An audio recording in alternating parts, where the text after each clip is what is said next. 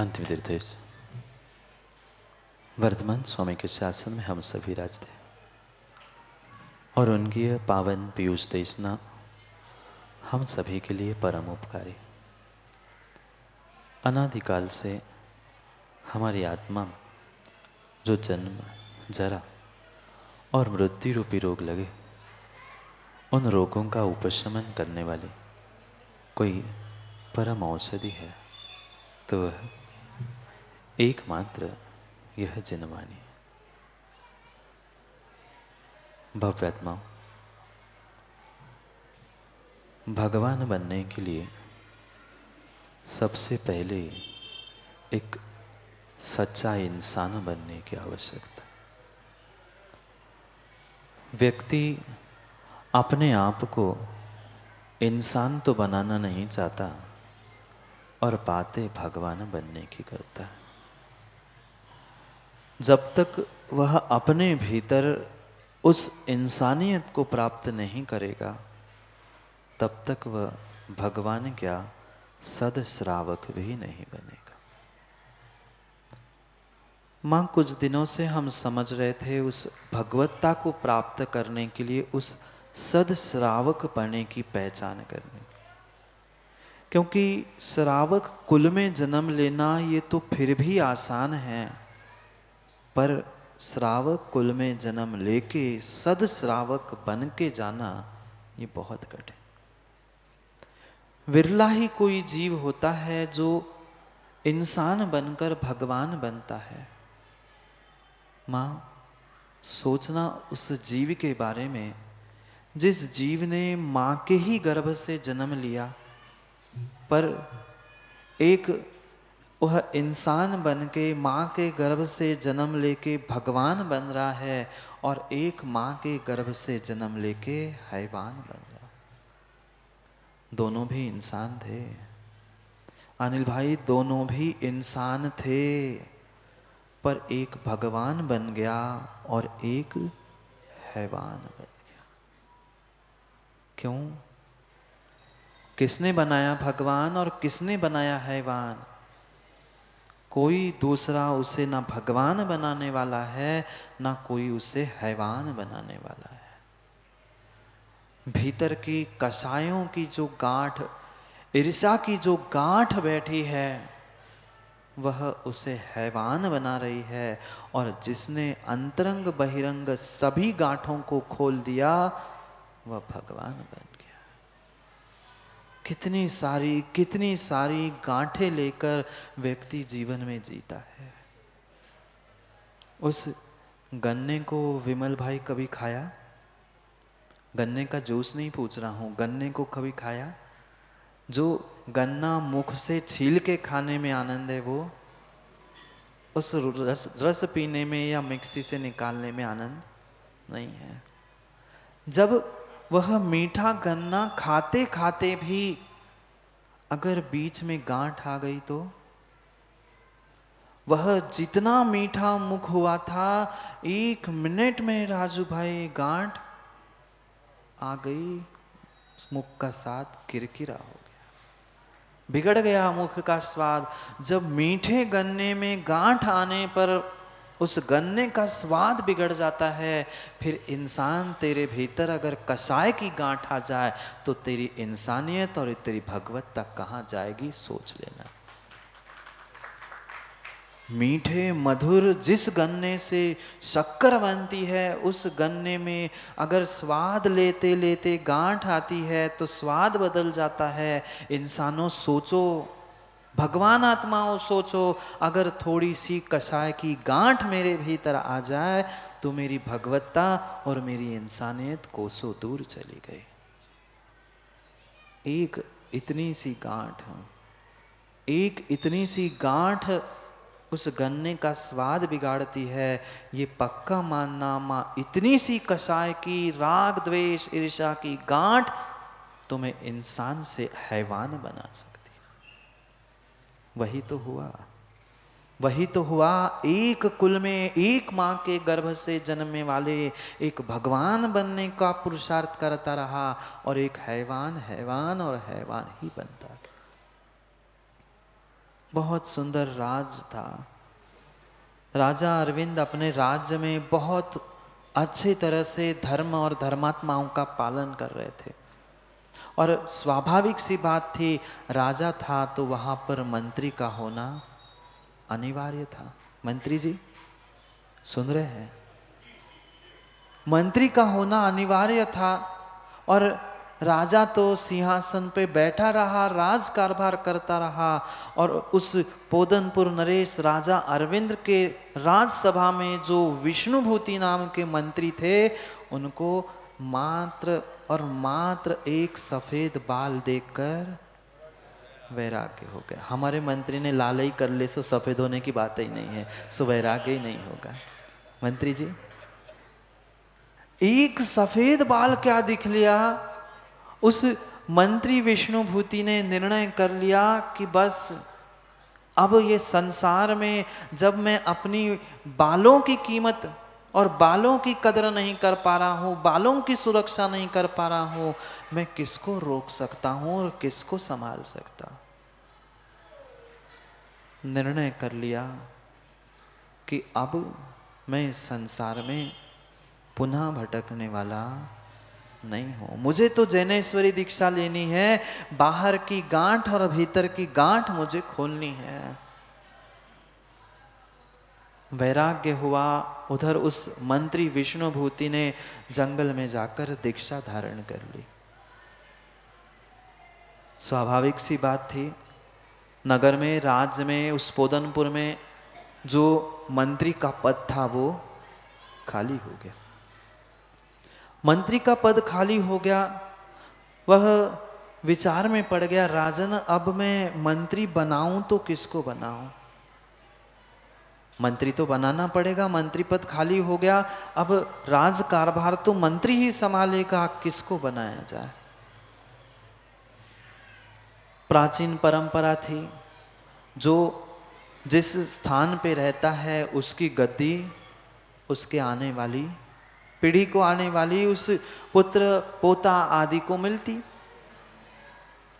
राजा ने भी सोच लिया कोई बात नहीं है, विष्णुभूति मंत्री भले ही दीक्षा लेकर चले गए हैं, पर उनके 2 बेटे तो है, 2 बेटे हैं, दोनों बेटों में से किसी को बना लूंगा। जो माँ अनुंदरी थी, उस माँ अनुंदरी से 2 बेटों ने जो जन्म लिया था, बस सोच रहा था, क्योंकि कायदा तो यही होता है माँ, जो बड़ा होता है उसको अधिकार मिलता है। पर क्या करें, पर क्या करें सुमन शास्त्री जी, मात्र बड़ा होने से काम नहीं होता, मात्र व्यक्ति ज्येष्ठ होने से काम नहीं होता। भीतर श्रेष्ठता नहीं है तो तुम बड़े बड़े होकर बड़े बैठ जाना। परम सत्य है, परम सत्य है कक्का, यही सत्य बात है। बड़े बड़े सो क्या बड़े, जैसे पेड़ खजूर लड़ रहे हैं, हर व्यक्ति अनु लड़ रहा है। मुन्ना कहता है मैं बड़ा, सोनू कहता है मैं बड़ा। बड़े बड़े सो मोना कौन बड़े, जैसे पेड़ खजूर, पंथी को छाया नहीं, फल लागे अति। याद सब कुछ है, याद तो सबको सब कुछ है, पर समय पे किसी को भी कुछ याद नहीं आता। सबसे बड़ी कमी इंसानों की आज वर्तमान में यही है, याद पंक्ति और पंक्ति, शब्द शब्द है, पर मां समय में कभी याद आया नहीं। जब भी उस भीतर की कसाय की गांठ ने हमें धक्का दिया, हम बड़े छोटे सब भूल जाते हैं। वह जो ज्येष्ठ पुत्र था वो कहने के लिए ही ज्येष्ठ था, जन्म से ज्येष्ठ था, पर वह उसमें अभी श्रेष्ठता नहीं थी। 2 बातें समझनी पड़ेगी रविंद्र भाई, ज्येष्ठता और श्रेष्ठता। जन्म से कोई भी कार्य से पहले करने से वह ज्येष्ठ तो बन सकता है, पर श्रेष्ठता गुणों से होती है। जिसके पास सद्गुण नहीं है, वह लाख बड़ा बन के रह जाना, पर वह बड़ा बड़ा नहीं कहलाता अगर भीतर गुणों को प्रकट करने की शक्ति नहीं है तो। राजा अरविंद विचार में पड़ गया। अब ये कहने के लिए ज्येष्ठ है पर श्रेष्ठता तो छोटे के पास है। मुझे तो अपने राज्य की फिक्र है, मैं उस राज्य के कारभार को सौंपना चाहता हूं।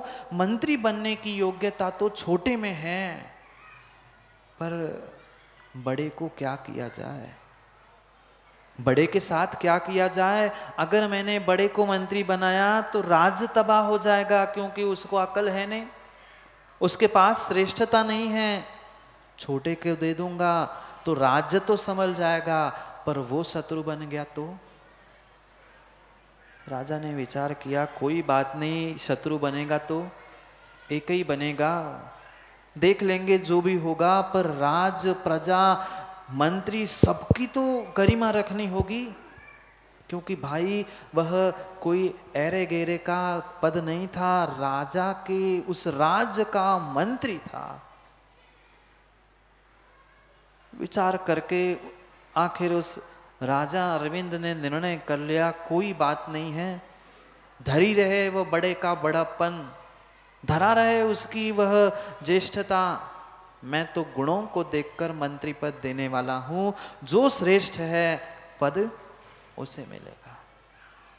ये तो पक्का है अनु, ये तो पक्का है, पद तो और योग्यता जिसके पास होती है उसको ही पद और उसको ही सब कुछ मिलता है, चाहे छोटा हो चाहे बड़ा हो।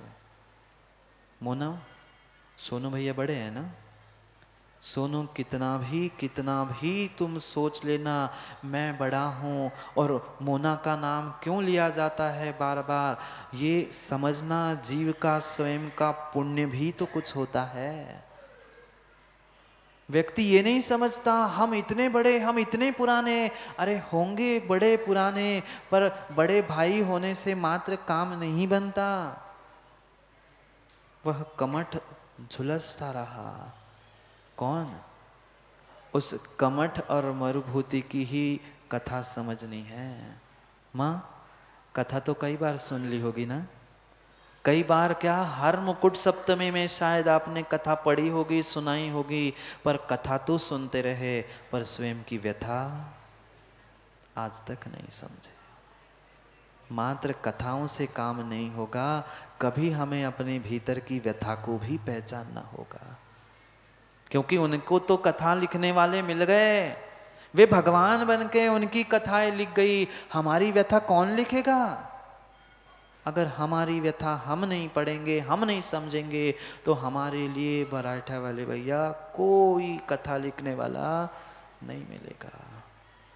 वे तो भगवान बनने वाले थे, भगवान बन भी गए, पर हम अगर इंसान बन के अपने भीतर की भगवत्ता को नहीं समझ पा रहे हैं तो क्या कर रहे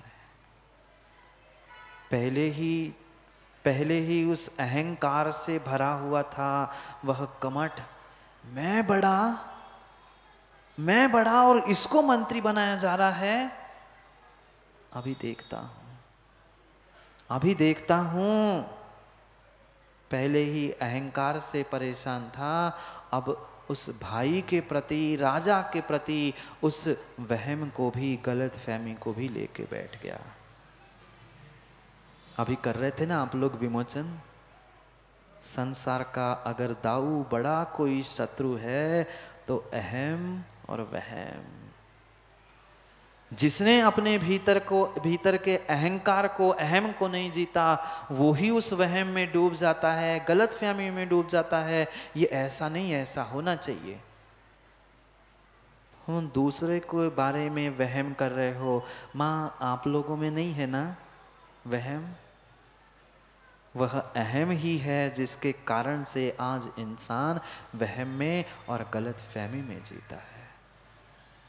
हो गई, कमठ को भी वहम हो गया, गलत फहमी हो गई, मेरे भाई ने पक्के में कुछ ना कुछ राजा पे मंत्र तंत्र किया होगा, मेरी बुराई की होगी, तभी तो बड़ा बन पाया। मैं बड़ा होके घर में बैठ गया और ये मंत्री पद पर। क्यों ईर्ष्या कर रहे हो, क्यों ईर्ष्या कर रहे हो? भानु, दूसरों के पदों को देखकर अपने निज पद को देखना।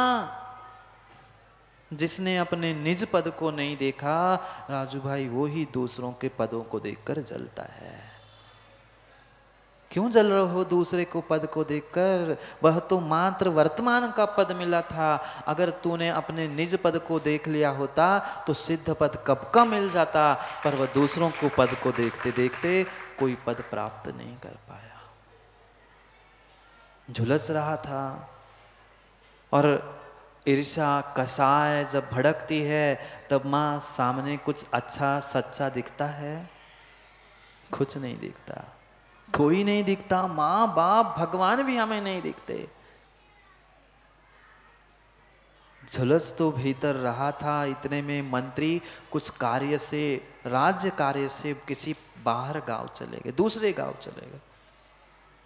इधर जिस घर में रहता था उस घर में ही वसुंधरी नाम की उस अनुज की यानी छोटे भाई की पत्नी थी। किस पे दृष्टि खोटी की? जो उस छोटे भाई की पत्नी जिसका वह वसुंधरी नाम था, पहले से ही उसके प्रति थोड़ा सा राग था, अब तो बदला लेने का समय आ गया। तूने मेरे साथ ऐसा किया ना, मिलना, बताता हूं। आप भी क्या करते हैं? आप लोग भी यही सोचते, मंदिर में हो अभी ठीक है, बाहर मिलना, बताता हूं। वो भी कमट यही सोच रहा था कि अब तो क्या करेगा, अब तो बाहर चला गया है, कौन बताएगा मैंने क्या किया। पर पक्का पक्का पक्का मान के रख लेना अभिषेक शास्त्री, ऐसा कहा जाता है पाप और पारा जिंदगी में कभी नहीं पचता। पाप और पारा कभी भी नहीं पचता। जो पारा खाता है वो तुरंत चला जाता है, और पाप भी तुम कितना कितना कितना ही छुप के कर लेना, पर जब कर्म उदय में आएगा तब पता चलेगा युवाओं, चोरी छुपे तुमने पाप किया था। दरवाजे गेट बंद करके, अंधकार करके, एकांत में जाके सक्षम शास्त्री पाप तो कर सकते हो, पर पाप का घड़ा जब भरेगा तब खुलेआम खुलेगा, ये भी पक्का मानना। कितना ही छुप के पाप कर लेना। आप चाहे देव शास्त्र गुरु से भी झूठ बोल के संचय पाप कर सकते हो, पर पाप पचने वाला नहीं है, ये पक्का लिख के रख ले।